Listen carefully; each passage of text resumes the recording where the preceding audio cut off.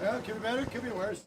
Mark and his dog prefer sleeping on the street to using the shelter system in Vancouver.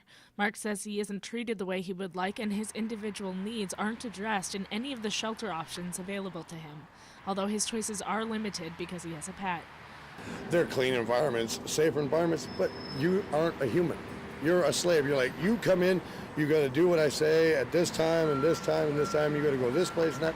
It's not even a freedom of place. I mean, yeah, it's safer and all that stuff, but it's worse than jail for some. Mark is not alone in his choice to live outside the shelter system. Many Vancouver homeless feel barred in some way, whether it be gender segregation or the rules around bringing in belongings or pets.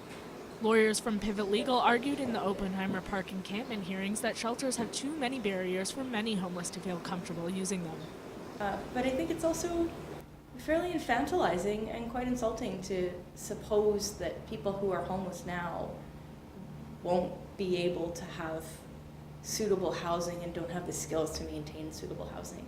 I think if we treat people like responsible adults, give them an opportunity to behave like that, they will. And there's no opportunity to do that in the shelter system.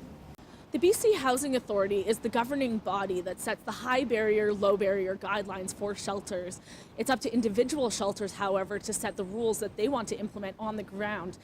The Union Gospel Mission says their rules are a way of filtering out the people who are serious about changing their lives.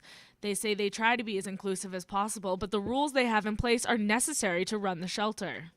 Trying to put a Band-Aid on a leaky dam. It's not going to work.